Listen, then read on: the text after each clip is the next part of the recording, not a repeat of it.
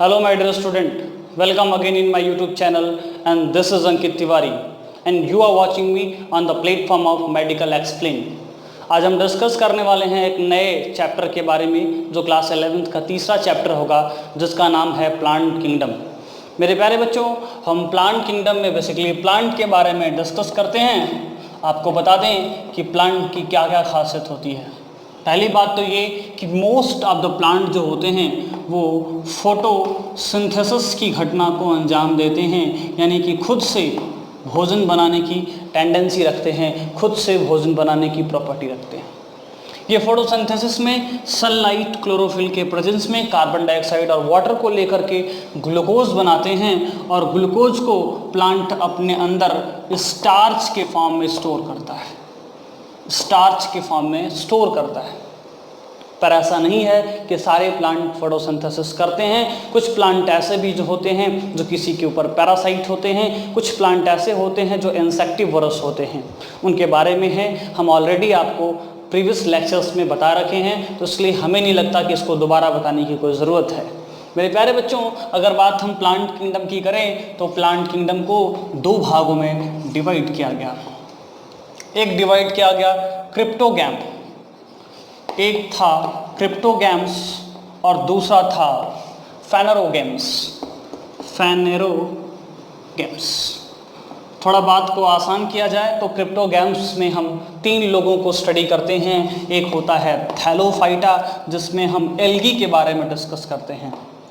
दूसरा होता है ब्रायोफाइटा जिसे हम एम्फीबिया ऑफ प्लांट किंगडम कहते हैं। ऐसा माना जाता है कि यही एक ऐसा लिविंग ऑर्गेनिज्म है जिसके चलते टेरेस्ट्रियल हैबिटेट पहली बार हमारे धरती पे आई। प्लांट का टेरेस्ट्रियल हैबिटेट इसी के चलते हमारे धरती पे आई, अदरवाइज नहीं आती। यानी ये फर्स्ट लिविंग ऑर्गेनिज्म है जो कि बेयर रॉक के पे क्या किया, ग्रो किया लाइकेंस के साथ, इसलिए उसको पॉइनियर स्पीसीज भी बोला जाता है। अगर हम जेरोसियर की बात करते हैं तो इकोलॉजिकल सक्सेशन के बारे में बात करेंगे क्लास 12th में, जब इकोलॉजी चैप्टर पढ़ेंगे तो वहाँ दो तरह के हमको इकोलॉजिकल सक्सेशन पढ़ना पड़ता है, एक हाइड्रोसियर और एक जेरोसियर, कि पानी में कैसे प्लांट का जीवन आया और फिर धरती पे कैसे जीवन आया। तो इन सब चीज़ों के बारे में हम डिस्कस करेंगे। बट सिंपली अगर यहाँ चीज़ों को समझने की कोशिश किया जाए तो ब्रायोफाइटा को हम एम्फीबिया प्लांट किंगडम कहते हैं। तीसरा जो है वो है टेरिडोफाइटा। टेरिडोफाइटा को स्नैक ऑफ प्लांट किंगडम कहा जाता है। It is the first vascular plant, पहला ऐसा धरती पे प्लांट जो है किंगडम ग्रो किया जिसमें क्या था, प्लांट जो है ग्रो किया जिसके पास क्या था, जाइलम और फ्लोएम था। ठीक है, तो पहला ऐसा ये जो है प्लांट का फाइलम था। ठीक है, किंगडम नहीं कह सकते, फाइलम कह सकते हैं, जो कि क्या था, जिसके अंदर जाइलम और फ्लोएम ग्रो किया। ठीक है, पाया गया, फर्स्ट वेस्कुलर प्लांट है टेरिडोफाइटा। इन तीनों लोगों के पास सीड नहीं पाया जाता है, सीड लेस होते हैं, इसीलिए इन्हें हम लोग क्रिप्टोगैम्स कहा। फेनेरोगैम्स में दो था, एक था जिम्नोस्पर्म और एक एंजियोस्पर्म। जिम्नोस्पर्म का मतलब सीड तो होता है पर नेकेड होता है, जिम्नो का मतलब होता है नेकेड, स्पर्म का मतलब सीड, यानी ऐसा पेड़ जिसका सीड होता है नेकेड, उसको जिम्नोस्पर्म कहते हैं। एक हमको स्टडी करना है एंजियोस्पर्म। इसमें हम ऐसे प्लांट के बारे में डिस्कस करते हैं जो फ्लावर देते हैं, और ये जो होते हैं इनको भी दो भागों में डिवाइड किया जाता है। एक होता है मोनोकाट और एक होता है डाइकॉट।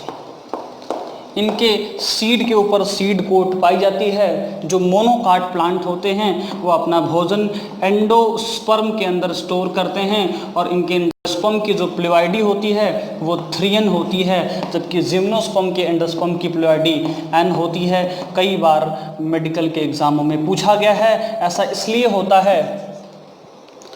इसलिए होता है क्योंकि एंजियोस्पर्म के अंदर डबल फर्टिलाइजेशन पाया जाता है, लेकिन जिम्नोस्पर्म के अंदर क्या होता है, डबल फर्टिलाइजेशन नहीं पाया जाता है।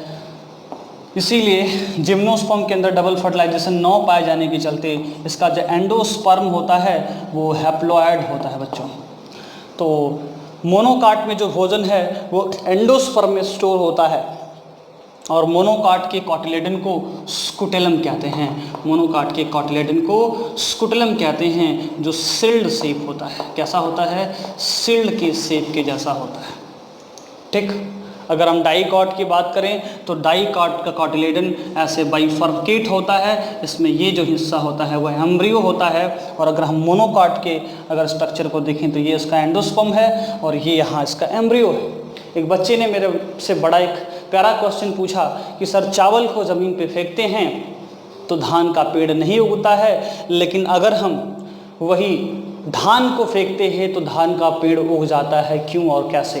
तो उसके पीछे रीज़न ये है बच्चों कि उसमें एम्ब्रियो होता है, चावल में एम्ब्रियो नहीं होता है, जबकि जो आपका धान है उसमें एम्ब्रियो होता है। जब धान का कुटाई होता है तो उसमें से चावल तो निकल जाता है लेकिन एम्ब्रियो बाहर चला जाता है। उसी तरह से दाल है, दाल को भी फेंकेंगे तो नहीं निकलेगा पेड़, लेकिन चना को फेंकेंगे तो निकल जाएगा। तो ये है कॉटिलेडन, इसको बोलते हैं प्ल्यूमूल और इसको बोलते हैं रेडिकल। इसके बारे में और डिस्कस हम जब आगे करेंगे तो बताएंगे।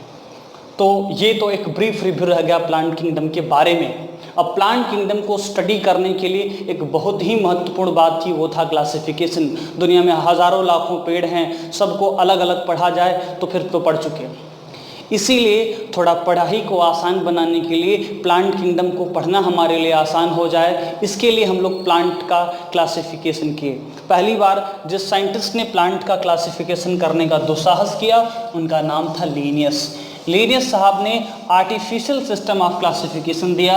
उन्होंने कहा कि बाहर के स्ट्रक्चर, यानी कि उसके फ्लावर का स्ट्रक्चर, उसके रूट का स्ट्रक्चर, उसके स्टेम का स्ट्रक्चर, यानी उसके बाहर से स्ट्रक्चर को देख करके और कुछ रिप्रोडक्टिव स्ट्रक्चर को देख करके उन्होंने क्लासिफिकेशन किया।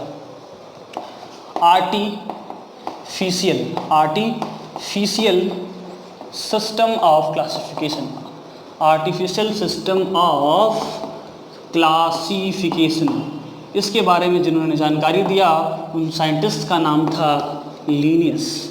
लिनियस साहब ने एक्सटर्नल स्ट्रक्चर यानी मॉर्फोलॉजिकल स्ट्रक्चर और कुछ फ्लावर के स्ट्रक्चर यानी रिप्रोडक्टिव स्ट्रक्चर को देख करके प्लांट को क्लासीफाई करने की कोशिश की। वो भी किस बेसिस पे कि जो इनका एक्सटर्नल स्ट्रक्चर है या रिप्रोडक्टिव स्ट्रक्चर है उसका इन्वायरमेंट का उसके ऊपर क्या असर पड़ता है, यानी इन्वायरमेंट का इफेक्ट उसके एक्सटर्नल स्ट्रक्चर और रिप्रोडक्टिव स्ट्रक्चर पे क्या पड़ता है। इस बात को बेसिस मान करके लिनियस साहब ने क्लासिफिकेशन करने की कोशिश किया था, पर ये फेल हो गए।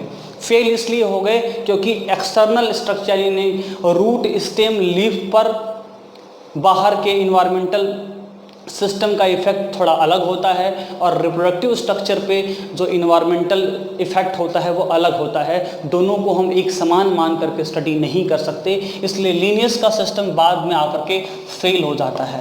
तब आर्टिफिशियल सिस्टम जब फेल हो जाता है तब आता है natural system of classification, natural system of classification.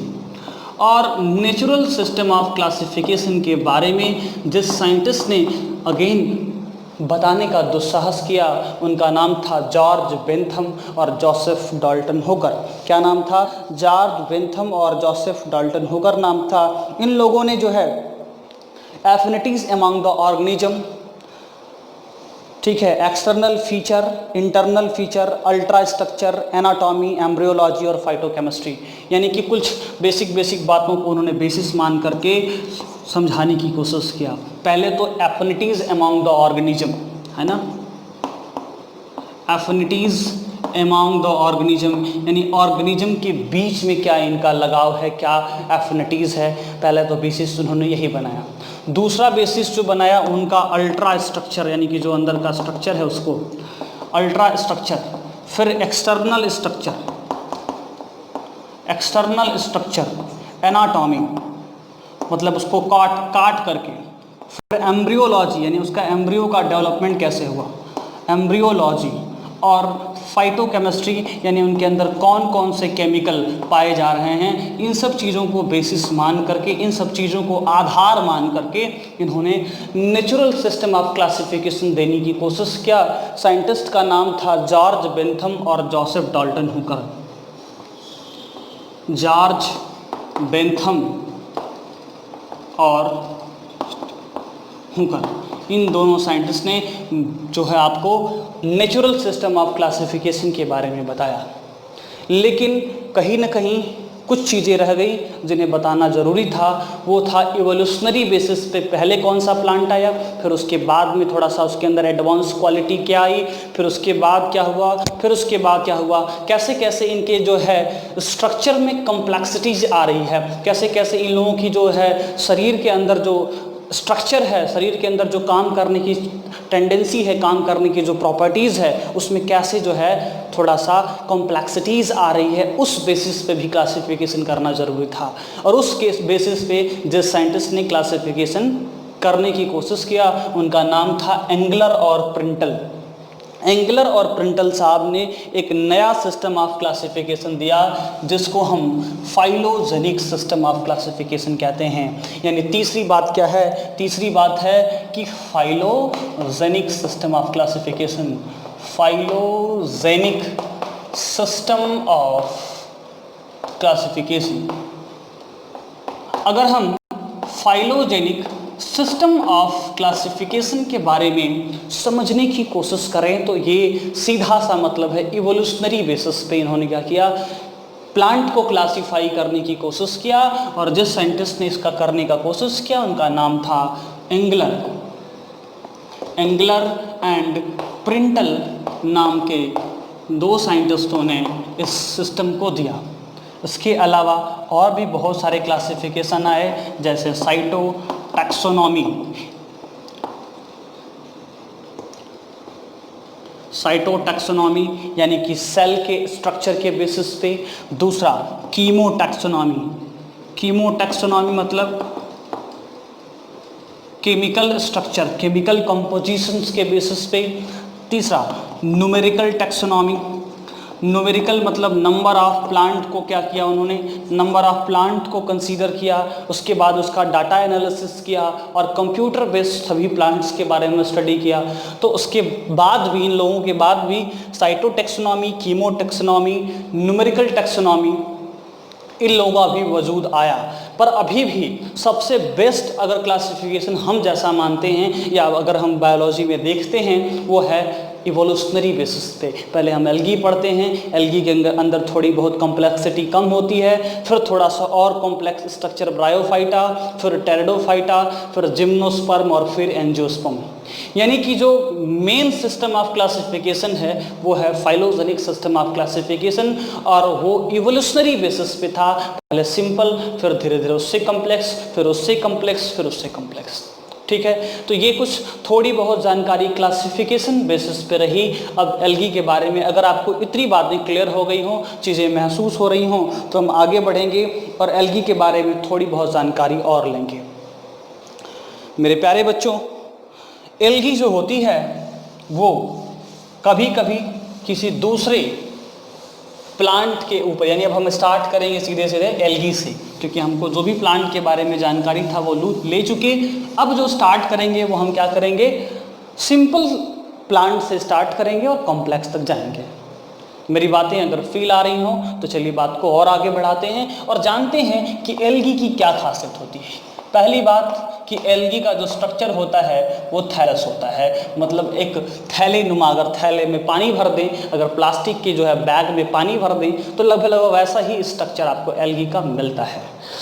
मेरे प्यारे बच्चों, ज़्यादातर एल्गी फोटोसिंथेसिस करती हैं, फोटोसिंथेसिस करती हैं। एक ने कहा सर आप ज़्यादातर क्यों बोलते हैं, पूरा क्यों नहीं बोलते हैं? मैंने बोला कुछ एल्गी जो है बेटा पैरासिटिक भी होती हैं, लेकिन अभी आपके लेवल का अब नहीं है। पहले पढ़ाया जाता था जब हम लोग CPMT की तैयारी करते थे, तब उस समय हम लोगों को इस बारे में डिस्कस करना होता था। अब बहुत लिमिटेड बातें जो NCERT में दिया है, बस उसी से रिलेटेड थोड़ा एक दो बातें करेंगे, बात के बहुत ज़्यादा नहीं करने वाले। ठीक है, ओके।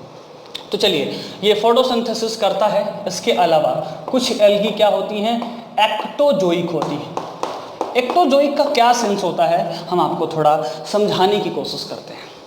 मेरे प्यारे बच्चों, जो एक्टोजोइक का मतलब होता है कि किसी एनिमल के शरीर के ऊपर कोई एल्गी अगर ग्रो करे तो उसको एक्टोजोइक एल्गी कहते हैं। जैसे स्लॉथ बियर, आपकी किताब में एग्जाम्पल दिया है, बहुत इंपॉर्टेंट हो जाता है अगर NCERT में दिया है तो कंपटीशन के एग्जामों के लिए। तो स्लॉथ बियर के ऊपर एक एक्टोजोइक एल्गी पाई जाती है। अब इसी से रिलेटेड एक क्वेश्चन और आपसे पूछा जा सकता है कि एक एल्गी होती है एंडोजोइक एल्गी।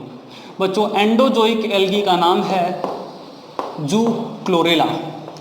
जूक्लोरेला नाम की जो एल्गी है वो हाइड्रा के गैस्ट्रोवेस्कुलर कैविटी यानी हाइड्रा के बॉडी के कैविटी के अंदर पाई जाती है। ठीक है, यानी एंडोजोइक एल्गी हाइड्रा के अंदर पाई जाती है और एक्टोजोइक एल्गी जो है वो स्लॉट बियर के शरीर पे पाई जाती है। ऐसे तमाम सारी बातें हमें एल्गी से रिलेटेड करनी चाहिए थी, पर अब हमारे लेवल का ये सब चीज़ें नहीं है। हम अगर पढ़ते हैं तो हमको लगता है जहाँ तक कि अगर हमको पीएचडी नहीं करना है, अगर हमें नीट का एग्ज़ाम देना है, हमें अपने बोर्ड लेवल तक स्टडी करना है, तो हमें जितना ज़रूरत है हम उतना स्टडी करें। बाकी फिजिक्स केमिस्ट्री पे ध्यान दें, तभी नीट में अच्छा परफॉर्म कर पाएंगे। हाँ, जितना अभी यहाँ ज़रूरत है उतना कम से कम एकदम point two point, dot to dot आपको याद होना चाहिए। ठीक है, चलिए आगे बढ़ते हैं और एक थोड़ा सा मज़ेदार तरीके से हम एल्गी को समझने की कोशिश करते हैं।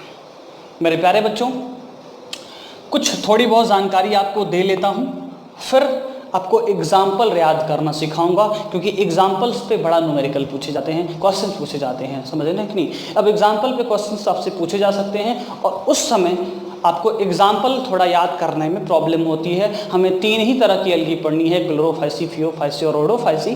तो हम उसके एग्जाम्पल पर डिस्कस करते हैं। पहले थोड़ा बहुत जानकारी और ले लेते हैं एल्गी से रिलेटेड। जैसा कि नीट 2017 में क्वेश्चन पूछा गया था कि कुछ एल्गी जो होती हैं वो कॉलोनियल होती हैं, कुछ एल्गी फिलामेंटस होती हैं और कुछ एल्गी माइक्रोस्कोपिक यूनिसेलुलर होती हैं और कुछ का साइज़ बहुत बड़ा 100 मीटर के आसपास भी होता है।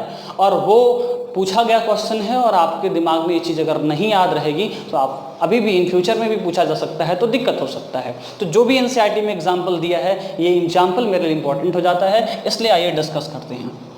बच्चों, अगर हम बात करते हैं यूनिसेलुलर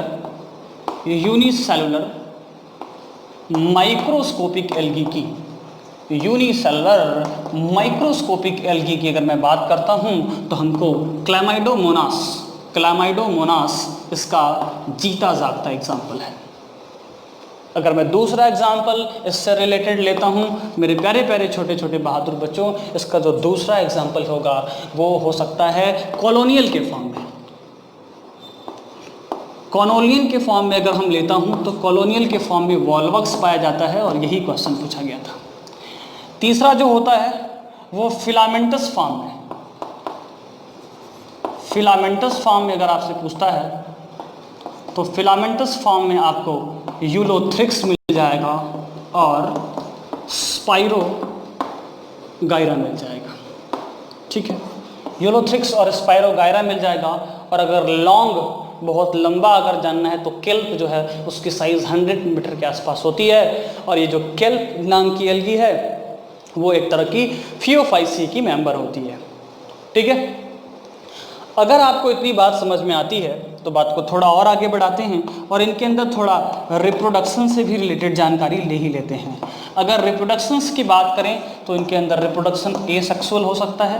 एसेक्सुअल रिप्रोडक्शन इनके अंदर कॉमनली फ्रेगमेंटेशन के द्वारा होता है, फ्रेगमेंटेशन के द्वारा होता है। अगर इनके अंदर वेजिटेटिव रिप्रोडक्शन की बात करें, उल्टा बोल दिया, एसेक्सुअल रिप्रोडक्शन इनके अंदर जो होता है वो जूस्पोर द्वारा होता है। एसेक्सुअल रिप्रोडक्शन जूस्पोर द्वारा होता है और जो वेजिटेटिव रिप्रोडक्शन होता है वो वेजिटेटिव रिप्रोडक्शन जो होता है इनके अंदर वो फ्रेगमेंटेशन के द्वारा होता है, फ्रेगमेंटेशन के द्वारा होता है। तीसरी बात जो हमें यहाँ गौर से गौर फरमाना है वो ये है कि सेक्सुअल रिप्रोडक्शन। अब सेक्सुअल रिप्रोडक्शन का नाम आते ही इसमें थोड़ी वेरिएबिलिटीज़ आती है। सेक्सुअल रिप्रोडक्शन इनके अंदर 3 तरीके का भी हो सकता है। एक क्या हो सकता है, आइसोगैमस फ्लैजिलेटेड, आइसोगैमस फ्लैजिलेटेड। बच्चों, फ्लैजिला छोटे प्लांट और एनिमल का टांग होता है, तो भाई जिसके पास फ्लैजिला होगा वो तो मोटाइल होगा ही। तो आइसोगैमस फ्लैजिलेटेड एल्गी का एक एग्जाम्पल आपको पूछा जा सकता है। दूसरा, isogamous non flagellated non flagellated भी आपसे पूछा जा सकता है। तीसरा जो आपसे एग्जाम्पल पूछा जा सकता है वो पूछा जा सकता है एन आइसोगैमस, एन आइसोगैमस। और जो चौथा हो सकता है वो हो सकता है ऊगैमस। ये कुल 4 कंडीशन हो सकते हैं सेक्सुअल रिप्रोडक्शन में। इसका एग्जाम्पल बहुत इंपॉर्टेंट हो जाता है क्योंकि नए वाले एनसीईआरटी में थोड़े चेंजेस लाए गए हैं। जैसे आइसोगैमस फ्लैजिलेटेड का जो एग्जाम्पल होता है वो हमारा यूलोथ्रिक्स और क्लैडोफोरा होता है। Ulothrix and Cladophora. क्लैडोफोरा आपको क्लास 12th की किताब में मिल जाएगा और यूलोथ्रिक्स क्लास के 11th की किताब में है। ये दोनों एग्जाम्पल बहुत इंपॉर्टेंट है क्योंकि क्लास 12th वाला आपको याद नहीं रहेगा, ये रिप्रोडक्शन वाले चैप्टर में मेंशन किया गया है।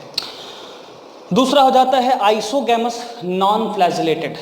अगर आइसोगैमस नॉन फ्लैजिलेटेड की बात करेगा तो स्पाइरोगाइरा इसका एग्जाम्पल हो सकता है। स्पाइरोगाइरा आइसोगैमस नॉन फ्लैजिलेटेड होगा तो नॉन मोटाइल होगा। एन आइसोगैमस का एक नया एग्जाम्पल आया है यूडोरिना, जो कि एनसीईआरटी में दिया गया है। तो Eudorina is a an isogamous condition होता है एसेक्सुअल मोड ऑफ रिप्रोडक्शन में। और ऊगैमस जो होता है वो उसमें जो एन आइसोगैमस का मतलब समझिएगा कि इसमें मेल और फीमेल रिप्रोडक्टिव पार्ट का जो साइज होता है वो अलग अलग होता है। और ऊगैमस में क्या होता है ये समझिएगा, ऊगैमस में जो फीमेल वाला गैमेट होता है वो लार्ज साइज का होता है और स्टैटिक होता है। लेकिन अगर हम मेल वाली की बात करें तो वो स्मॉल होता है और क्या होता है, मोटाइल होता है। और ये दोनों कंडीशन, ये जो कंडीशन है वो किन किन एल्गी के अंदर पाई जाती है, ये फ्यूकस के अंदर और वॉलवॉक्स के अंदर पाई जाती है। फ्यूकस एंड वॉलवॉक्स के अंदर पाई जाती है। अगर आपको इतनी बात भी क्लियर है, कोई डाउट्स लगेगा तो हमें आप कमेंट करके बताइएगा। लेकिन अगर आपको इतनी बात क्लियर है तो बात को थोड़ा और आगे बढ़ाएंगे और थोड़ी बहुत जानकारी एल्गी से और लेंगे। मेरे प्यारे बच्चों, ज़्यादातर एल्गी जो एटमॉस्फेरिक नाइट्रोजन है, एटमॉस्फेरिक कार्बन डाइऑक्साइड है, उसको फिक्स करने में हेल्प करती हैं। इवन मान के चलिए कि 50% जो कार्बन डाइऑक्साइड होता है अर्थ सरफेस पे वो यही फिक्स करती है। यानी कि अगर इनके बारे में थोड़ा बहुत जानने की कोशिश करें तो लगभग at least half of the total carbon dioxide fixation on the earth surface will take place by the algae. यानी कि लगभग 50% अर्थ सरफेस पे कार्बन डाइऑक्साइड का जो फिक्सेशन करता है वो कौन करता है, वो एल्गी करती है। ठीक है, तो लिखिएगा कि at least 50% of the at least 50% of CO2 fixation will done by algae। ठीक है, ओके। इसके अलावा एल्गी से रिलेटेड एक दो बातें और, ज़्यादातर एल्गी लगभग 70 स्पेसीज ऑफ एल्गी, जैसे कि कुछ एग्जांपल बता दे रहा हूँ। 70 एल्गी, जैसे कि इसका एग्जांपल हो सकता है पोरफायरा, लेमिनेरिया और सारगासम। पोरफायरा, लेमिनारिया और सारगासम, ऐसे ही एटलीस्ट 70 स्पेसीज हमारे भोजन के रूप में एल्गी यूज की जाती हैं। इसके अलावा अगर आपने अगार अगार का नाम सुना होगा तो अगार अगार एक स्टेन होता है जिसका यूज किया जाता है बैक्टीरिया को क्या करने के लिए, बैक्टीरिया का कल्चर बनाने के लिए, यानी कि बैक्टीरिया को कल्चर प्लेट पे ग्रो करने के लिए। साथ में अगार अगार का यूज आइसक्रीम और जेली बनाने में यूज किया जाता है। आइसक्रीम या जेली बनाने में यूज किया जाता है। और ये निकाला कहाँ से जाता है, ग्लैसीलेरिया और जिलेडियम नाम के 2 एल्गी से निकाला जाता है, जो कि एक तरह की रेड एल्गी होती हैं। इसके अलावा कुछ एल्गी होती हैं जिनसे कि हम क्या करते हैं, जिसकी बहुत ज़्यादा प्रोटीनेशियस होती हैं, उसमें प्रोटीन की मात्रा बहुत ज़्यादा होती है। जैसे कि उनका एग्जाम्पल है क्लोरेला और स्पाइरुलिना। तो क्लोरेला एंड स्पाइरुलिना नाम की एल्गी है जो कि क्या, जिसके अंदर प्रोटीन की मात्रा बहुत ज़्यादा होती है और उसका यूज स्पेस ट्रैवलर जो होते हैं, जो कि एक ग्रह से दूसरे ग्रह पे जाते हैं, तो वो लोग क्या करते हैं, इसका यूज करते हैं। इसका दो बेनिफिट इनको मिलता है। जब भूख लगी तो इसको खा सकते हैं, और जब तक भूख नहीं लगी है तब तक ये एल्गी उनके सराउंडिंग में क्या कर सकती है, उनके सराउंडिंग में ऑक्सीजन के लेवल को क्या करती है, मेंटेन रखती है।